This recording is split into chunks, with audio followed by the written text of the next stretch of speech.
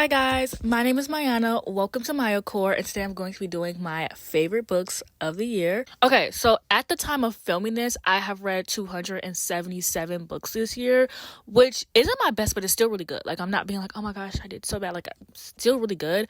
It just like I know the heights that I can reach, and I just did not reach those this year. I feel like this year was pretty mid, but according to Goodreads, like I had like a 3.5 star rating average, which is really, really good for me, and it's like the highest I've had in years. But I think it's because I read a lot of like series this year, and series that I liked at that, and I read a lot of like sequels that I enjoyed.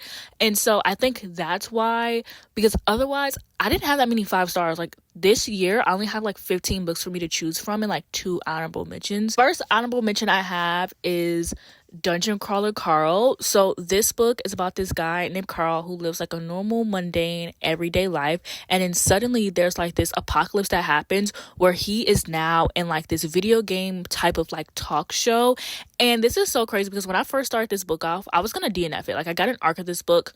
It was like originally a self-published author, and then it got picked up by Berkeley. I was like, let me just, I don't know, looks fun, let me request it. I was gonna DNF it because it came off a little corny at first, but it actually like really suits the writing style. Like once he got into the fantasy world, it was really cool. It's really like a video game. Like if you're into like video games and reality TV show, this book is the book for you.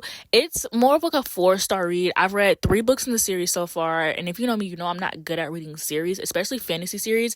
But I think the reason why I love this is because it's so easy to read. Like it's not very serious. It's like, I don't know, it was just like really easy to read. Also, this cover is gorgeous. Like the cover is my favorite cover so far, is the cover of like the 3rd book, I believe. So my next honorable mention is Catalina, which now looking back at this, I think this is so funny because I picked up both of these books on my summer vacation. So does my summer vacation play like a role into why I love these books or what? But I read this on a plane ride. I read this in one sitting. This book is about this girl named Catalina who she's an immigrant. She's undocumented. Her parents passed away, and so she was sent to live with her grandparents growing up. And so she's living undocumented, her entire family is, and it's about her getting into like some prestigious college like Harvard or whatever. And it's not like dark academia or anything. Like it does follow her in Harvard, but like it's a regular everyday book. I loved reading about this, and I related to this main character so much. I just really love this main character. I thought she was very relatable. And yeah, I do have these in order. Do I like stand by this order 100%? No, probably 75, maybe 75. I can go with that. Well, the first book, or number 15 on this list, is Only for the Weak. This book is a shock because this is a fake dating book, and if you've been following me, you know that I have been really pissed off at fake dating recently. I feel like it's overdone. I feel like they're all the same. I feel like it only works in YA. Like there's no reason why a grown adult should be fake dating. But this book has a good reason, okay? I think I just hate fake dating when the reason is dumb, to be honest. This book is about this girl who is an influencer, and there's like this mysterious video going around about her. Her boyfriend cheated on her, and it's like a breakup video that's going around. And so her and her boyfriend end up breaking up because he cheated on her, and she gets invited to this influencer trip for like a week, obviously. And girl, I've been calling this Only for the Weak. This book is called 1 Week in Paradise.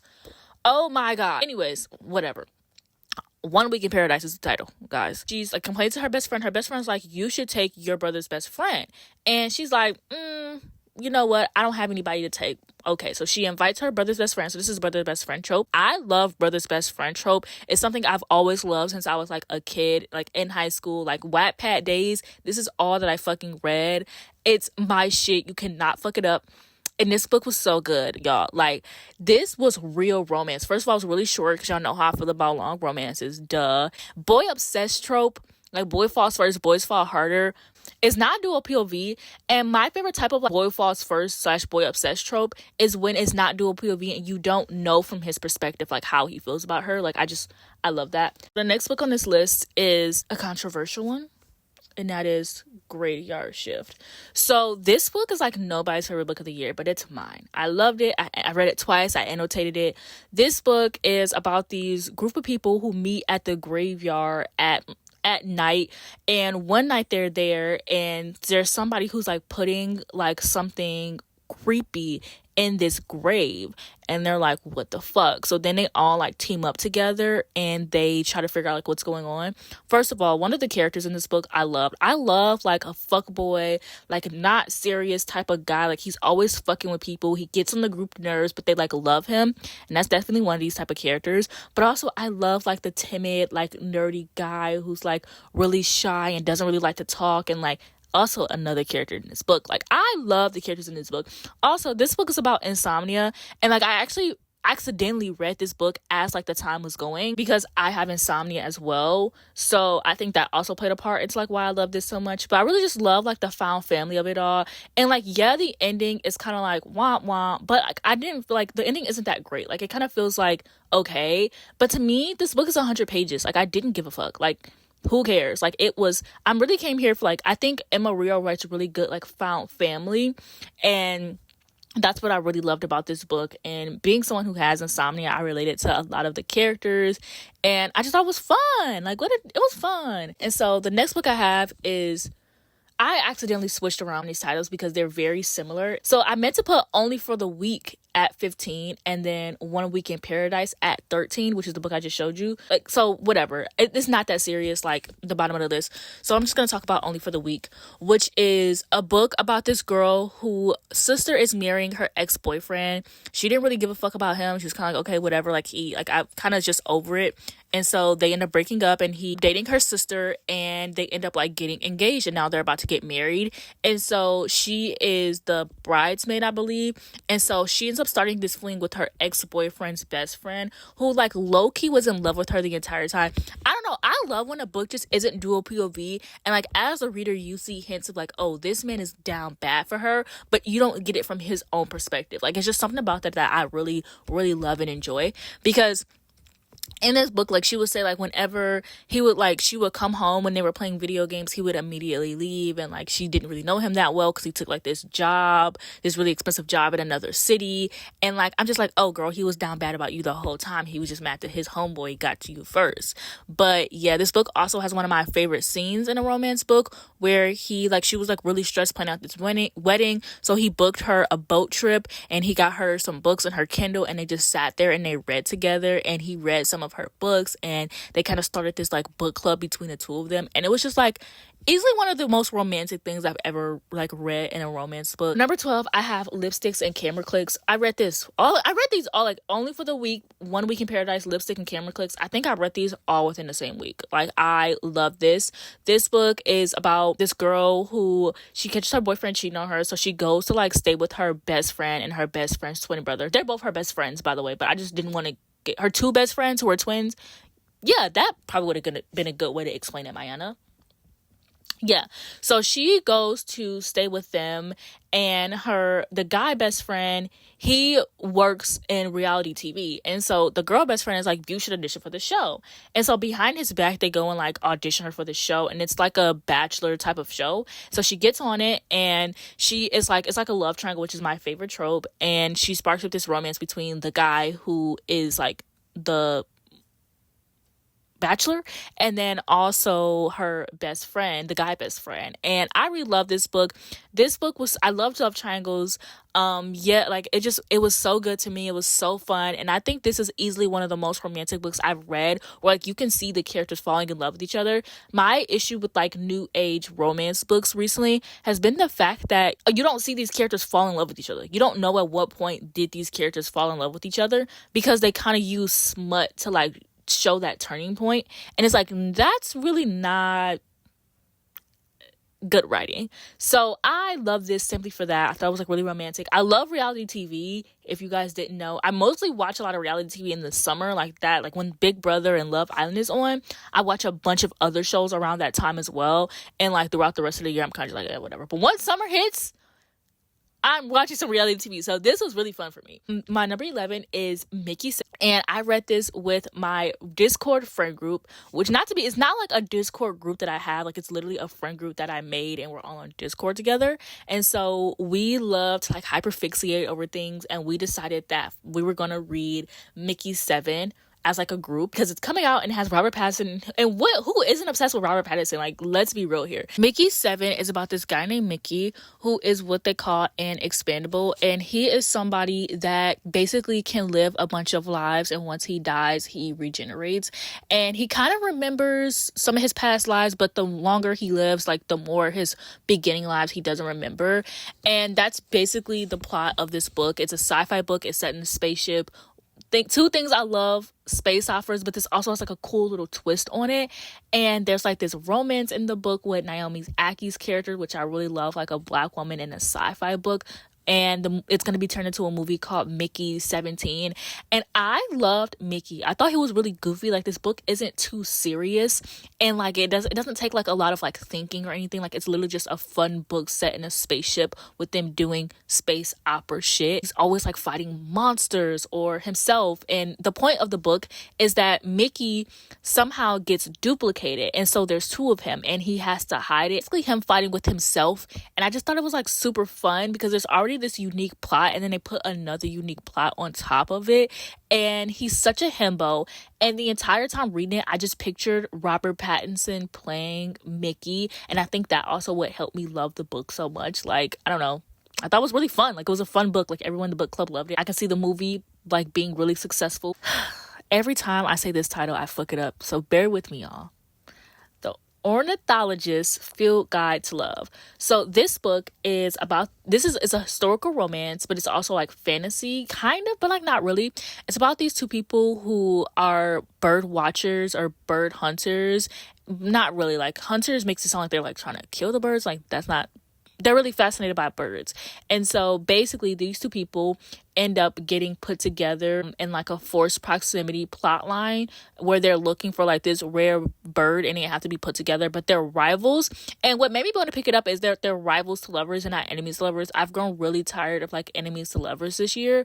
And so when I saw this was rivals to lovers and it's historical romance, and I've read another book by this author before and I really liked it. I thought it was like really cute and fun, and she was really good at the romance. So I was like, you know what? Let me just pick it up. So I did. And honestly, I really liked this book. I thought it was really fun. I thought it was really cute. Like, I really needed this like type of romance. Like, the writing was really good. And I'm super excited for the second book to come out because it's Marriage of Convenience. Fire and Blood, which I had a whole song. I had like a whole like a Song in Ice and Fire like era in like March. And it was really fun. I watched House of the Dragon, and then I watched Game of Thrones and then I watched House of the Dragon again all in 1 week. And then I decided to read this book, and I read this book. This book is 600 pages. I read this book twice. There's another book called The Rise of the Dragon, which is all this information but condensed with more pictures, and I also read that. So I technically read this story about 3 times, and I just am so fascinated by the Targaryens. This is literally just the history of the Targaryens, starting with Aegon, the first Aegon, all the way to like Rhaenyra's son. I don't know why I picked to read these, knowing George R.R. Martin is like taking his fucking time with this shit, but this was just so fun, and I'm obsessed with the Targaryens. I think that House of the Dragon is super fun. I didn't necessarily love the second season as much as I loved the first season. In fact, I didn't even finish the second season. I still have 2 episodes left. I love these characters. I love this family. Like, it's so good. Number 8, I have Resticif by Toni Morrison. This is my very first Toni Morrison that I read. It was really short, and I was really fascinated by this because it is about these 2 girls. One is Black and one is white, and you don't know who is who. At the heart of this book is about their friendship, and that's what I really liked about this book. Favorite thing about this book is that you don't know which one is the Black one and which one is the white one. They both have like stereotypes against them, and Toni Morrison never disclosed like who is who either. And I think that's so fascinating about this book. And I think that like who you pick, who you think the Black one is, says a lot about you. I personally think the Black one, I think her name was Twyla. I personally think the Black one was Twyla. I think the other character's name was Berta. I hope I'm right. I'm so sorry if I'm not, because it's been a minute since I read it. It's really short. I believe that Twyla was the Black one because Berta couldn't read, and she just had a lot of Black stereotypes about her. They both did. But I just thought that like Toni Morrison doesn't make anything in this book easy for you. So for you to be like, you know, Black people can't read as a stereotype. So for her to make the Black one the one who can't read, to me, would just be too obvious. But also, that could have been the point. That could have been the whole thing. Like, maybe she wanted to trick you. I don't know. I feel like it's not that serious, but it was just really fun to read. And I love the friendship. And I love how they kept coming across each other over the years, like as they got older. They both grew up in this group home together, and there's even this scene where like their moms like come to visit them, and it's very fascinating. And I loved it. Then for number 7, I have I Am Not Jessica Chen. By default, this author is one of my favorite authors. I've read 3 books by her this year. All 3 of them were 5 stars. It's about this girl who's like really hard on herself, and she feels like she's not enough. She feels like she's not smart enough, not pretty enough, not whatever enough. And she has this cousin who is all of that plus more. Her cousin is getting accepted into this prestigious college that she wants to get accepted into. And one night I think she gets denied the acceptance into the school. And that is just like the last straw of hers. And so she goes to bed one night and she's like, I wish I was Jessica Chen, which is her cousin. And so she wakes up one morning and she is Jessica Chen. As the story goes on, you start to realize that like her actual self is disappearing from existence. So she has to decide whether she wants to live this life that she's always wanted, or go back to herself and her life where it's not perfect. And she starts to realize that like Jessica Chen's life isn't perfect either. And I really love this story because I think this story is about people who compare themselves to others, because there's always someone who's going to be more whatever than you, and there's always going to be someone who has what you have, and you never know what's going on in someone's life. And for this to be a YA book, I thought this was so good because it's going to teach young audiences to not compare yourself to others, because your life is your life. And yeah, it's not perfect, but other people's lives aren't perfect either. And also the romance. This author, she's never wrote a romance that didn't hit for me. Okay, this romance was really good. The next book I have is Pride and Protest. I read this book literally 4 days ago. This book is about this girl who is a DJ, and we're like a radio host DJ type of thing, right? And so she lives in, I think they live in Philly, I believe, and there is this, their city is being gentrified basically, and so there's this ball that's being hosted by the gentrifiers. And so she goes to this, it's not a ball, I keep calling it a ball because it's a Jane Austen Pride and Prejudice retelling, if you couldn't tell. So it's not a ball, but that's kind of how I thought of it. I thought it was like a modern day ball in my head, so I'm gonna refer to it as that, but it's not. And so she goes to this ball and she ends up seeing this guy who's a love interest, and he is Filipino. And she is like talking to him, and she's like, she's about to protest this place because she wants them to shut this shit down. He is the CEO of the company that's doing all this shit. She ends up believing that he is like somebody who works there because he's Filipino, he's a man of color, and all these things. And it doesn't come off as like bad as like it sounds. He ends up being like, yeah, I'm gonna take your post, I'm gonna put him in the bathroom in the kitchen for you, when the time is right you can come and get in, you can protest. And she's like, okay, period. She ends up meeting him in the party and realizing that he is the CEO, and he also burned all of her signs. So they have like this enemies to lovers thing because she is trying to take him down, and obviously he's a CEO, so he's like, fuck that. And also he's the only like Filipino person in his family because he was adopted and his parents are white people, and like he's like the richest person in the city or whatever. And it's just so good, and there's just so much going on in this story. And this is what I learned like all year, or for the past few years. I've been saying that romance books don't need to be 400 pages, and I just talk about how much I hate them and all this stuff. This author made me realize that I do not hate 400-page romance. I hate 400-page romance when they are not doing shit. Like, this was enemies to slow burn love excellence, and this book doesn't really have any tropes, and that's also what I've been sick of, and it was just so refreshing. And if it obviously, no books is without tropes, so they have micro tropes. It has one of my favorite micro tropes where people get snowed into a building, and I actually want a romance book that is that, where people are like snowed into a building. And this was just really fun and cute, and I loved the love interest. And so then for number 5, I have I Hope This Doesn't Find You by the same author who wrote I Am Not Jessica Chen. And this book is about this girl who is rivals with this guy in school, and she really wants to do well, and you know, they're rivals. And so every time he does something that pisses her off, she writes him an email. And one day, she writes emails to like people who piss her off in general. Like, she's a people pleaser. She doesn't really know how to say no to people. And so how she expresses that and gets over that is writing these letters, these emails to people, but not sending them. And then one day they all get sent out and she is ostracized. And this book was just really fun. The Rivals to Lovers was really good. Boy obsessed trope, I love it. Like, this author is just really good, and this was I love rivals to lovers, and I love, my favorite type of rivals to lovers are high school rivals to lovers, and they're forced to like work together because the principal is like, I don't know what the fuck y'all got going on here, but y'all need to work through this shit. This book I have is some random ass YA book from 2015 called Most Likely to Succeed. Okay, I read this book 4 days ago. Every year I love to like do like this refresher where I read like a bunch of romance books from like a certain year, like 2013, from like 2013 to like 2017. So this year I decided to read some from 2015, and I came across this book. And all year I have been looking for like a class clown romance, and I don't know if I talked about it in any of my videos. I probably edited it out because I was just like, oh, it's dumb. And like I have been looking for them, but no one was giving me what I wanted. Okay, the closest thing I could get was like a bad boy, but it's like, no, I wanted a class clown, right? This book is about this girl. This is the third book in the series. It's about this girl who is vice president and her boyfriend is president. And so there was a hurricane that happened in the second book. They aren't able to have their homecoming because it destroyed like their gym. And so she proposes that they have the homecoming somewhere else. And this sets her boyfriend off because he really likes to control her, and he doesn't like when she doesn't like agree with him. And so she seeks the help of class clown slash parliament, I think is what girl, I was not. She seeks the help of him, class clown slash parliament Sawyer. The main character's name is Kay. His name is Sawyer. That's how you know I fuck with this book, because I remember everybody's name. I did just read it, but also I remember everybody's name. Okay. One thing you learn about him throughout this series is that he has been in love with her this entire time. Like in the first book, he is like messing around with her best friend in the first book, and then she gets her own boyfriend. And he's like, I like this girl, but she doesn't like me back. Like, I don't know what to do. Then you read the second book, and he also kisses her other best friend.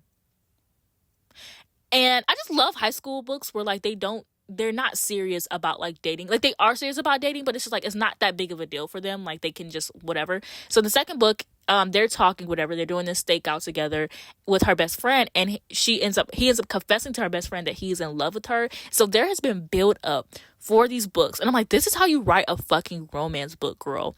And this book is about her discovering that like she's a head cheerleader. She's vice president. Her mom is really strict on her. She wants to get into Columbia. She has this boyfriend. Their life is planned out. But she just has this crush on Sawyer because he is like the bad boy, and like he doesn't spend too much time with any girls. Like he kind of just spends a week with them and then forgets about it. But he's a class clown. He's not a bad boy. He's a class clown. But he kind of has bad boy tendencies. And he's the school mascot. And whenever he's in the school mascot, he always like flirts with her, and he's always like bumping her and hugging her and all this stuff, and her boyfriend's okay with it because he's like the school mascot. But when he takes the mask off, like he just like, I don't know, he's very fascinating, and he's been in love with her this entire time. And so when she seeks the help of him, they start to form this like relationship, and she starts to realize so much more than like this. Like she starts to realize that this isn't the life that she wants. Like she doesn't like that her life is planned out for her. She doesn't like the fact that like she wants to be able to just do cheer, and like she knows it's not serious. She knows it's not something that you can really do. She knows you can't really get a job out of that. And he kind of just like, he also like, his dad was in jail, and so everyone thinks that he's going to be next. And he also realizes that you are much more than your parents and like what is perceived of you because of your parents. And this was just such a good YA book. Like they don't write books like this no more. I have been looking for this type of book for a long time, and it just really worked for me. And the micro tropes in this book worked for me, and the romance worked for me, and it had so many cute scenes, and the friendship worked for me, and it takes place in this small beach town. Like everything about this book worked for me. Next, speaking of books that worked for me, my number 3 book, Funny Story by Emily Henry. I love this book. I know that a lot of people didn't like this book. I think that if you liked New Girl, you are gonna love this book. If you love Nick Miller, you're gonna love this book. I don't know if the author ever confirmed this, but I have a theory. Imagine I'm like, yeah, I have this theory, and then the author like already fucking confirmed it. But I have this theory that Miles Novak is Nick Miller, because Miles Novak, MN reversed, is Nick Miller, NM. That's my proof that this romance was based off New Girl. So if you love New Girl, this is for you. I think a lot of people who didn't love this book just don't really care for like the sitcom New Girl, and maybe that's me trying to fight for my life, because usually when I love a book, like everyone else loves it, and this one is very polarizing. Like there are people who really love it and people who don't. But I notice a lot of my friends don't love it, so I'm like fighting for my life, being like, no guys, please, this is amazing. These stories about this woman who she moved to Michigan. She's getting married. A lot of Emily Henry books take place like either in Michigan or around Michigan, which I love because that's where I'm That's where I live. And she moves to Michigan with her fiance, and they're about to get married. And then her fiance breaks the wedding off because he is in love with his best friend. His best friend also has a boyfriend, and that ruins their relationship. And she has nowhere to go, so he has an extra room. The best friend's ex-boyfriend has nowhere to go, Miles, and so they decide to move in together. And then they now receive this invitation for that wedding, because now their exes are getting married, so they receive an invitation. They decide to like fake date, but it's not really a fake dating story, even though it kind of is, but it's not really not. And Miles is a loser. Yes, he is, but so is Nick Miller, and that's how he got away with this. And he's one of my book boyfriends, and I feel like not every romance book the guy can be like a billionaire or a player or have his life together or whatever. Sometimes people are normal, and sometimes most of the time men are losers. And he's not loser derogatory. He's loser in a positive way, I think. And I really loved this. I loved it. It worked for me. It reminded me of New Girl. I don't know what to tell you, man. So my number 2 book is Sex, Lies, and Sensibility. And I literally read this book. Once again, I read this book 4 days ago. Okay? And this book, I wasn't expecting to like it. Like, I talked about it in my vlog, and my, like, where I read 12 books in 1 week. I talked about it in that vlog, and you can see throughout the vlog, I started, and I'm like, I DNF this book, I don't know. I push on, I get 50% through it. I'm like, oh, like, I'm really liking it, but I don't get those butterflies. And I come in the end, and I'm like, y'all, I love this book. This is my best book of the year. Like, that book was slow burn. It was so good. So Sex, Lies, and Sensibility is a Jane Austen retelling of Sense and Sensibility. It's by the same author who wrote Pride and Protest. I read this book first, so love this book a lot more. This book is about this girl who dad dies, and so they end up discovering that her mom was the mistress. What the hell? And her dad ended up leaving her like inn or something. And so she goes to Maine, and she's gonna like get the business bumping, if not like her her half siblings that she just discovered is gonna like buy her out. And so she ends up coming across Bear, and Bear is Native American, and his family has been on this land since before Maine even existed. And his dad owns this business where they like help people and like their business and stuff like that. And so they end up becoming like really standoffish of each other, which I really liked. It's a slow burn. It's not very tropey. I don't have any tropes to tell you, and that's why I love this. This made me realize that like not everything needs to be a trope. And this book Bear was like my perfect man. Like he's very stoic at first, but also he's very sweet. Everyone in his town loves him. He's very community based. He loves camping and like eating. He loves eating, and her sister is always like making stuff for him.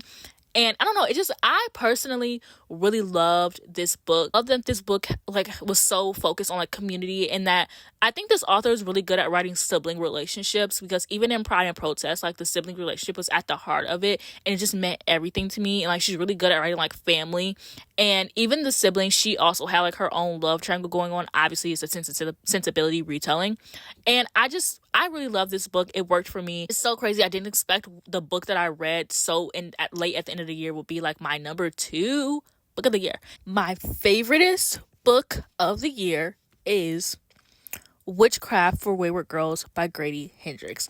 Obviously, I was gonna be like, I absolutely love this book, but it's like, duh, bitch. It's your number 1 book. I am super surprised because I haven't had like, Grady is just my favorite author, but his book that he wrote last year just was not for me. Like, it wasn't my favorite. And so I was like, when I heard about this one, I was like, please let it be good. Please let it be good. Please let it be good. I got it as an ARC. Obviously, this book isn't even out yet. I forgot to mention, it'll be out in like January, I think. But when I saw it, I was like, I just have to read this. This book is about these young girls who, once they get pregnant at a young age, they're sent to live in this like group home thing for their duration of their pregnancy. And then after that, they're sent back to live with their parents. But when they are in this group home, they are treated like literal shit. They're not like abused, but it's not like they're not treated amazing either. They're like put to work, and they're being shunned off, and they're not allowed to talk to people, and they're like literally in the middle of nowhere. And one day the main character discovers this book for witchcraft, and she ends up realizing like she can help herself get out of these situations. All these girls have different reasons as to why they're pregnant at a young age, and all these girls have went through so much in their life, and so they end up doing witchcraft to help one of the girls, and it ends up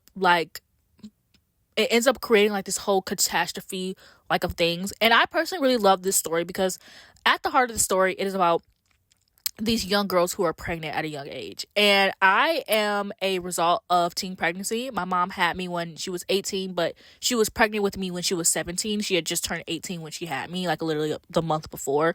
And so she tells me stories about her being pregnant all the time. Now, this book takes place in the 70s, so obviously wasn't the same, but I was born in the 90s, and when I was born, their teen pregnancy was like an epidemic when I was born. Like, it was like everyone was pregnant in the 90s, and there was a lot of teens pregnant in the 90s. So it was like my mom shares stories about her meeting other girls who were pregnant, and her being her literally being in a classroom of girls, and they all were like pregnant. And it kind of reminded me of like when I was reading the story, it made me think of that and like the stories that my mom shared with me. And it's just about motherhood and teen pregnancy and these teen girls. And I just really love this story. Honestly, I wish it were longer. I've been saying that with all the books that I read this year almost. Like everything. That's how you know I love these books, because I wish they were longer. Because you know me. Like, I'm like not trying to be here forever. One thing I learned this year is it's not that I don't like long books. It's that I don't like when they feel like they're long for no reason. Like when the author feels like they're trying to hit a page count. When they feel like you can tell it needed to be edited down. Like this book, I loved it. Like obviously it's like 400 fucking pages. Like I don't think that it needed to be longer for like story wise. I just wish I was with these characters. I felt in love with these girls. I love reading from the main character's perspective. I love the fact that it was set in the 70s. I love the fact that this takes place in a hot summer. I read this during the summer, and so it was like really hot. I don't know if this story is going to be like for everyone, but I'm not going to be like how I was when the Final Girl Support Group came out. I loved it, and everyone else was kind of mad about it. Even my sister kind of was like, this book isn't good, but I loved it. And then I saw everyone else's reviews, and I was like, damn, maybe it wasn't good. So I changed my review. If that happens with this book, I don't give a fuck. I'm standing 10 tones down on how I feel about this book. Like, this book was for me.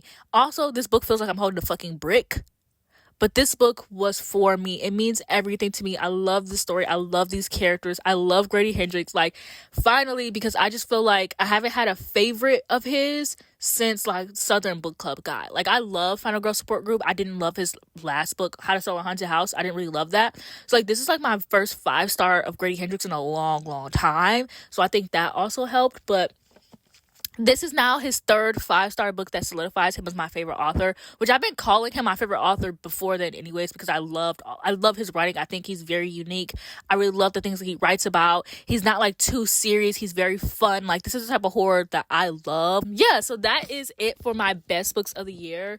And even though I feel like my reading year wasn't amazing, I've read so many different genres. I've been in so many different worlds. I've witnessed so many different romances. I've experienced so many different like authors. And even though it wasn't a great year, hopefully next year's a better year. Hopefully I end up getting more 5-stars. But yeah, this was a very good year. I reached 12k subscribers, which, like, when I started this channel, if you didn't know, I used to have another channel called Mayana Reads, and that had 30k, and I felt like that was even hard for me to achieve. So when I started this channel, I did not think that I was gonna hit 12k again. I didn't ever think that I was gonna even hit 5k again. I quit YouTube because I just felt like I was in such a hard spot, and honestly I needed a break. I quit YouTube, and like 2 months later I came back and I was like, hey, I'm here. This is originally supposed to be a hobby channel. It ended up also being like booktube, but now I can upload more of what I like that's not just booktube. And I felt so dumb for starting over, because I'm like, I used to always be changing my name and always starting over and just always doing whatever. But then I was like, I love this channel. I love that I can talk about whatever. Felt like if I never even hit 5k again, I would be okay, because my views were where I wanted them to be. Like, I was getting good views, and even though I wasn't getting paid from YouTube, like, that was fine. Like, this is just something that I love. This is like my hobby. And I started making video essays and doing more rant reviews, and people started really liking my content and hearing that people actually care what I have to talk about, because I feel like all I do is complain. Literally all I do is read and complain, to be honest. And I just feel like people actually care about what I have to say. And if you subscribe to me, this is a long-winded way of saying, if you subscribe to me, thank you. And I can't wait to see where my channel goes next year, and where we end up next year, and the reads that we get next year, and the videos that I make next year. Yeah, I'll see you guys in the next video. Thank you for watching.